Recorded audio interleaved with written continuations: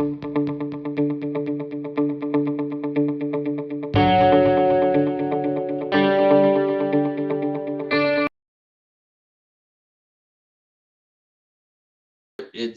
as I mentioned, the two primary markets for residues from sawmills. So remember, you've got a cylindrical tree going into a sawmill. There's a lot of chips that are produced, and then a lot of bark that's produced. And so the typical market for that material, and also the lower grade, trees, etc., that need to be harvested to be able to do sustainable forestry, is either pulp or energy. Those are the only markets that are big enough, quite frankly, to deal with the volume of material. So the thing about biomass is, any product that we produce from fossil fuels, you can basically technically get there to an equivalent product using wood, right? There is a way to get there. It's just some of those products are very high value, but they're a very small volume, right? And so really it comes down to pulp and paper and energy as being the primary consumers of that low grade material. So it's a question of, if you want to produce lumber, you have to have a market for the residues. If you want to have sustainable forestry, you have to have a market for the low grade trees that are not going to go to a sawmill, because you can't only harvest the sawlog trees, because that is the very, very poor forest management.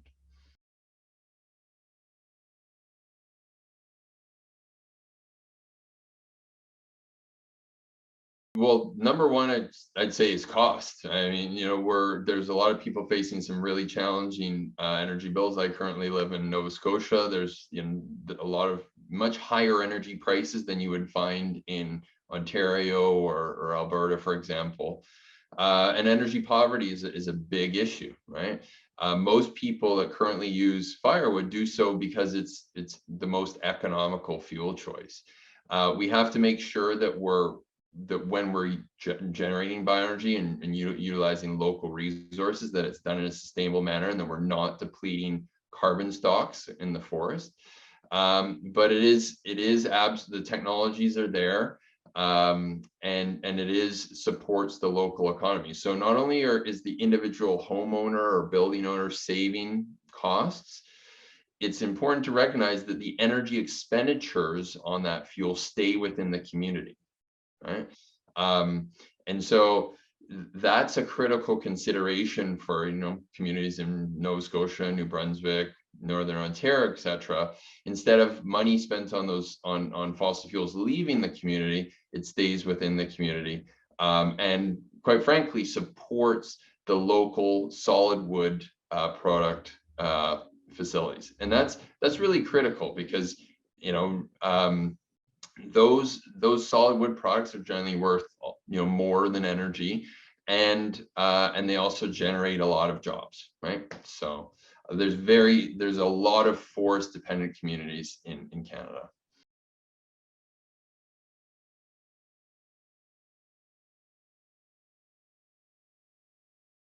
It's absolutely central, and as I said, it's not just about the energy supply, it's also about what's going on in the forest, right? Even if you had free, zero carbon energy galore, you would still want to do something in the forest. You would still need a market for those low grade materials, in order to reduce wildfire and to reduce insect risk, right? And so that's critical to see it from both sides, right? And because ultimately we're trying to store as much carbon as possible in the forest, but counterintuitively that actually means removing some trees. Larger trees are more fire resistant, and so people forget trees need light and space to grow. So if you're thinning out the forest and you remove some of the trees, the remaining trees can get larger and store more carbon. So that's critical, number one. Number two is look at what the demand is, on our energy side, and what can displace fossil fuels in an affordable manner. Now that's really the affordable is critical. There's lots of stuff that you can do with electricity. I mean, electricity is an incredible thing. It's the most flexible energy resource that, or form of energy that we have. But just because you can use electricity for heating doesn't mean that you should.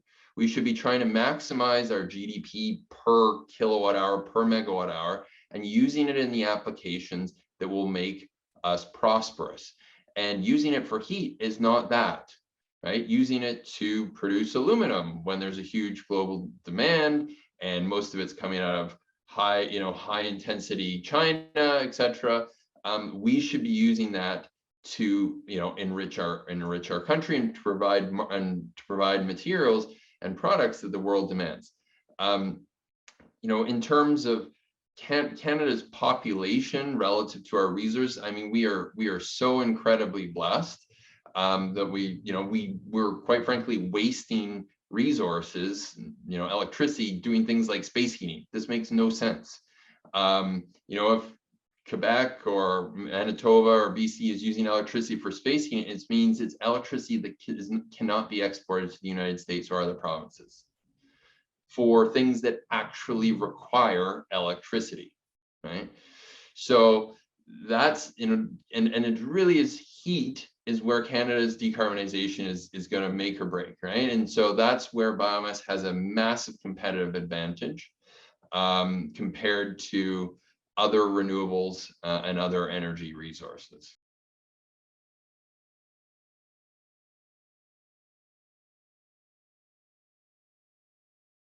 So a couple of things. One is about land ownership. So Nova Scotia is quite unique in that about 2/3 of timberland in Nova Scotia is privately owned, versus most of the country, it's crown, which means it's owned by the provinces for the most part. The federal government owns some.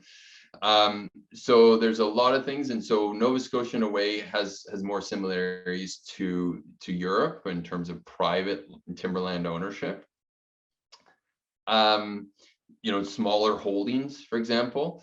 It's also important to recognize there's different forest ecosystems and they shouldn't be all managed in the same manner, right? So Nova Scotia has an Acadian forest. It's a mixed species forest with hardwoods, softwoods. It is not the boreal forest, and it does not have the same regime as the boreal. It's not subject to the wildfires, and so a lot of what I talked about in terms of what's happening with wildfires, et cetera, is really about the BC interior and the boreal forest. Nova Scotia has, timber harvest in Nova Scotia is down by 65% since 2004, largely results of closure of pulp mills. And the challenge is that some of the sawmills are having a really hard time operating because they have no market for the residues. Again, it's literally a we run out of space issue, right? So they're doing things like burning biomass in a power plant that was not designed really just as a power only plant, but it's only about like 25% efficient, but it's literally the only thing that can be done, right? And the reason is we don't have the district energy system infrastructure in place to be able to use it for building heat.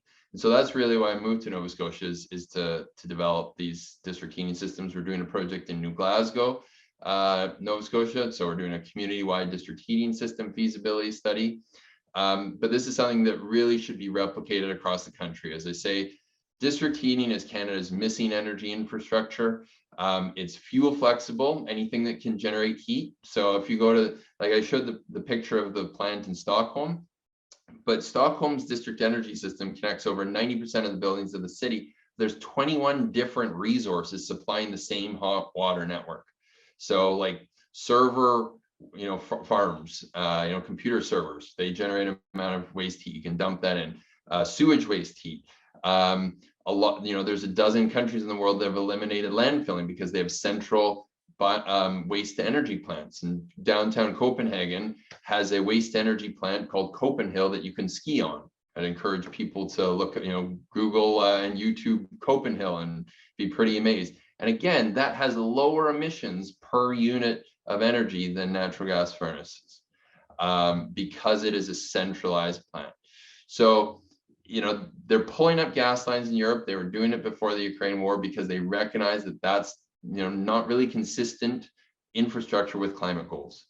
But at the same time, we're not going to decarbonize building heat in the prairies using electricity, right? In Alberta, electricity is 7% of the province's energy consumption, and most of it's gas fired.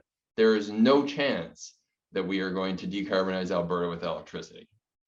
So, we need to take a more practical approach to look at the resources we have, and to make, and fortunately, as I trying to point out, like that Nordic model is there. So a very long answer to a question, but I think that there's lots of things that we can learn. We have to do it appropriately for each part of the country, and so that means that there's going to be different types of agreements, different types of partnerships, but ultimately, we do need to think about how we can adapt our forests to a changing climate. Yeah.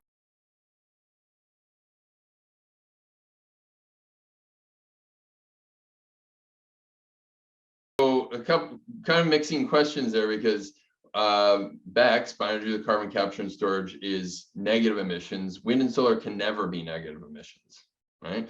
So actually, when we do carbon accounting for solar, it's about it can be about the same or even worse than biomass power generation with unabated, because you need to. There's inventory emissions that's in a single year, and obviously wind and solar don't generate those inventory emissions in a single year. But when we talk about life cycle, we need to think about what went into building that equipment, what went into building that hydroelectric dam.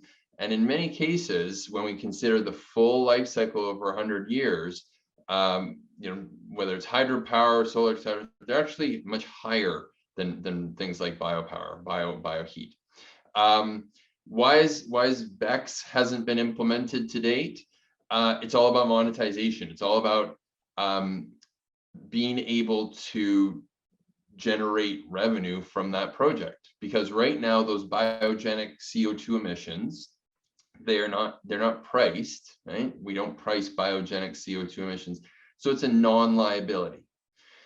It has to get turned into an asset, and by turning it into asset, I mean somebody has to say, I want to buy those removals, those carbon dioxide removals. So for instance, an airline, right? Decarbonizing aviation is extremely challenging. There's some sustainable aviation fuels, but they're extremely small volume. And so if we want to continue having aviation, we're not going to have electric airplanes. We are particularly for anything long haul or carrying a reasonable number of people, it's just that electric's out. Anything that would involve an alternative fuel, and I'm quite skeptical on hydrogen, but even if we were able to do that, there is no way that the airplanes that are being constructed, built, and deployed today will consume hydrogen. The airplanes being built today are built to run on Jet A, Jet A1, and that is what they will run on chemically, right? That can be renewable jet, biojet, or it can be petroleum based, but we don't have very much biojet. So that basically means if we want to keep on flying, and I think that's really important for Canada, a very large country, we'll just, we need to be able to connect with each other. I think, the pandemic showed that. There's lots of things we can do, but we still need to be able to connect. And so that means that if you want to zero carbon aviation, you're going to have removals. And so the removals, when we talk about, there's two primary options. One is BECCS, the other is DACS. People might have heard about this, direct air carbon capture and storage. It's giant fans, essentially taking CO2 out of the air. The difference, though, is the amount. BECCS generates energy, DACS consumes a huge amount of energy. And so because the CO2 concentration in the atmosphere is about 0.04%, versus coming from a bioenergy resources goes from 10 to 18%.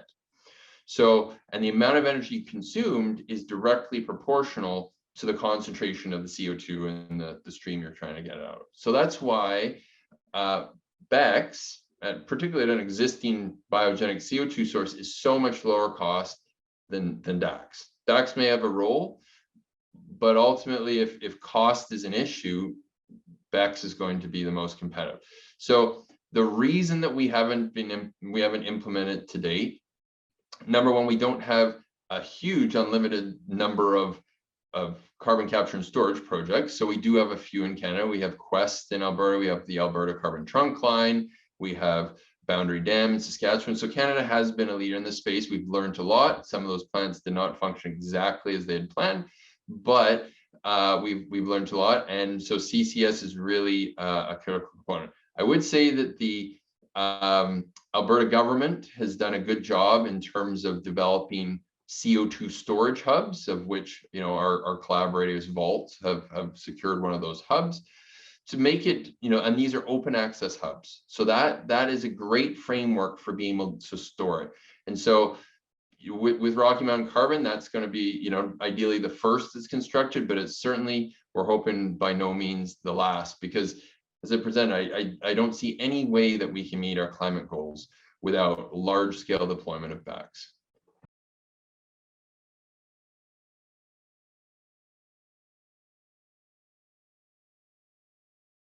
You know, there actually is a great example already called the Forest Enhancement Society of British Columbia. It's funding quite a few projects in British Columbia that are basically paying the difference between the cost and the value of the material that's being generated from what we call stand improvement cuts or fire smarting, reducing the wildfire risk, thinning out the forest. And so the province of British Columbia puts money into FESBC every year. It's massively oversubscribed, so there's way more demand from communities and groups than money is available. But that's a great successful model. A lot of them are Indigenous projects completed by Indigenous contractors.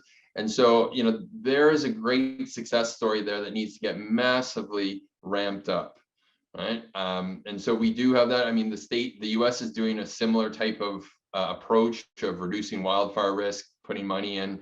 And so we need to really do that. We also need to think about the valuation of this type of thing. And so the analogy that I use when it comes to our forests is as a landlord-tenant relationship. So the forestry industry is actually kind of like a tenant.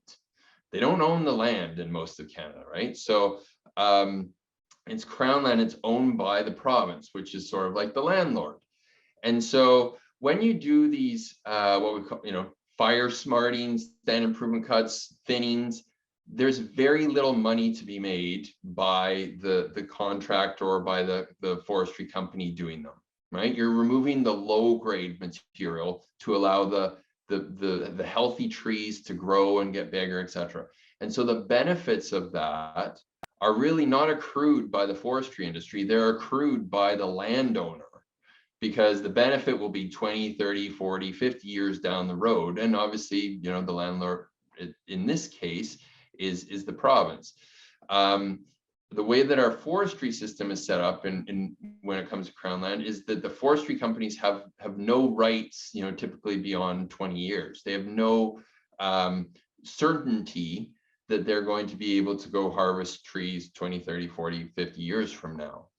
And so, you know, to do the types of improvements that are required, these thinnings, it's almost, when we talk about the landlord-tenant relationship, it's like asking a tenant to go put an addition on your house or on the rental house, right?